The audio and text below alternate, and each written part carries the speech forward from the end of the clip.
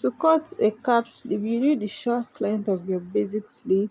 Make sure your armhole or the basic sleeve is very curved like this. Then you go ahead and mark 5 inches, then connect it to your round sleeve. So you're going to be cutting that out. After cutting it out, take about 1.5 to 2 inches of another pattern paper, then join it to the basic sleeve upward and connect back to your armhole like this. After doing that, go back to the round sleeve at the tpm, go up by 1 inch, then connect in order to give it a round shape. Then go ahead and cut it on your fabric. You are going to be cutting two pieces of this for your fabric because you are going to be using the fabric to turn it, right? So that is all about it. So you are going to be pleating it upward like this. So you're going to be pleating it while joining it, so it's going to give you that shape. So for the second type, take off the extended pattern you did, then go ahead and slash your main pattern. So we are going to be using slash and spread method for this. So you are going to be slashing from the upper part of the sleeve all the way to the lower part. Make sure that you did not cut through to the end so that you will not lose your pattern. So you slash all the lines that you have already made on it, and this does not have any measurement, so you can just draw out your slash lines as you want. The more slash lines, the more fullness you have. Then go ahead and take a new pattern paper and spread it on it. So as you can see here, I spread mine with 1 inch interval from each slash line. So I'll go ahead and use my liquid gum to hold it down, then I'll start spreading. So during the process of your spreading, make sure that both the upper part and the lower part lay down very well, and go ahead and mark the center and extend the upper part by 1 inch, then connect it to the lower part and cut out the excess paper. So go ahead and cut your pattern out on the fabric unfold.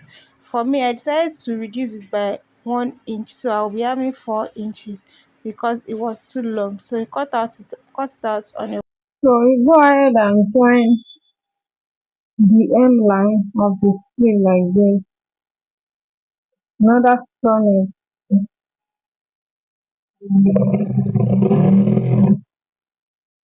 So this is what we have, but I'm gonna have to run a stitch in order to hold it down. So you go ahead and find the center of your sleeve at the upper part in order to create your pleat. So for this pleat, you can either use your gather, you can use pleat for it. So after doing that, you must have measured where you want it to be. Then you pleat. Starting from the center of the sleeve, either you pleat it or you gather it till you get the measurement you want. Now let me see. For me, I want like 6. So from this center, by the time I finish pleating it, I must have 6 inches. Okay, this is okay. So I'll go ahead and sew it down. Then I'll do the same thing for the second part also. So from the center, I must have 6 inches. I'll do the same thing for the second part. So this is what you are going to, you see how puffy it is there. So you go ahead and just join it to your sleeve. Remember, it's going to be entering into the armhole. So by the time you join it, this is how this place is going to be. Then you just trim out whatever that is showing underneath, just like this. And just top stitch it like this, or you trim it out.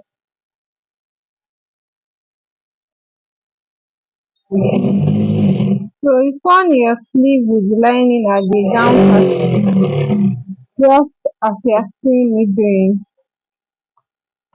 Then turn it to the right side and run a stitch on both of them so that you can hold them together. Or run a stitch on both of them. So after joining, go ahead and notch, then you pleat. You can use gathers for this. Then you measure the length of your sleeve. Where is going to stop around your armhole? You must have measured it from your main fabric. So for me, I'll be using 5 for this.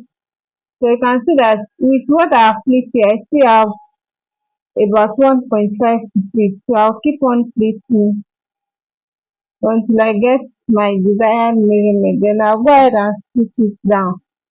So you have to do this first. It's better for you to do this first before joining it to the body. You can do it on the bodies also, but this is better. Then you pleat the second side too.